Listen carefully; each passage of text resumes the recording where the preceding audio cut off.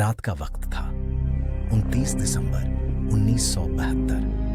Flight 401 New York से Miami जा रही एक साधारण फ्लाइट। लेकिन उस रात वो फ्लाइट अपने मंजिल तक नहीं पहुंच पाई, क्योंकि आसमान में कुछ ऐसा हुआ जो आज तक समझ नहीं आया। कुछ ऐसा जिसने मरे हुए पायलट की वापसी की कहानी को जन्म दिया। ईस्टर्न एयरलाइंस फ्लाइट 401 एक लॉकहीड L1011 विमान, जिसमें 176 लोग सवार थे।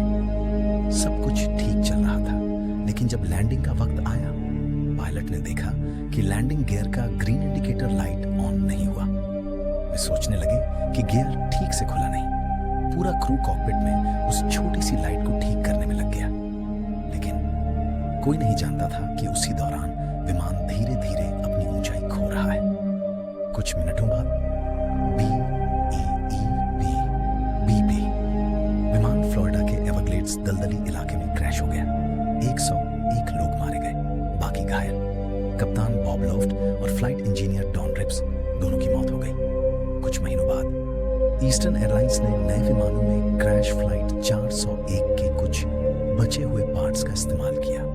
सीट्स, ओवन, डोर और इलेक्ट्रॉनिक इक्विपमेंट्स।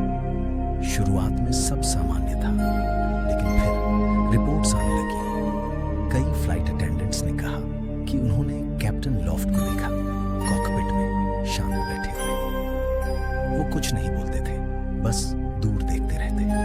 एक फ्लाइट अटेंडेंट ने तो यह भी कहा, वो पायलट मुझसे बोले, सब सुरक्षित रहेगा। मैंने सोचा कोई मजाक कर रहा है, लेकिन उस फ्लाइट के लॉगबुक में उस नाम का कोई इंसान नहीं था। फ्लाइट इंजीनियर्स और कैबिन क्रू दोनों ने इन अनुभवों की रिपोर्ट दी। कई बार डॉन रिप्स, मरे हुए फ्लाइट इंजीनियर को ओवन की खिड़की में झांकते देखा गया।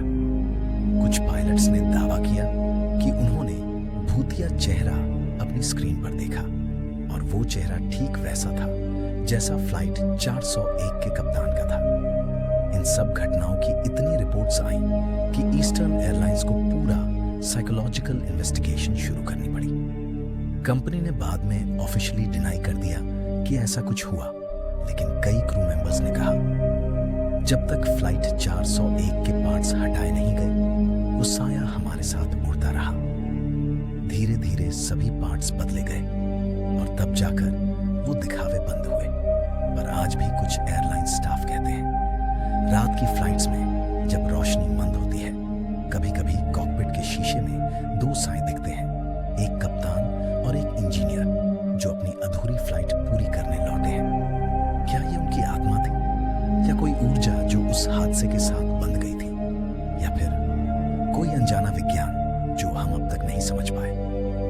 अगर आपको लगता है ये सिर्फ कहानी है, तो अगली बार जब आप फ्लाइट में बैठें,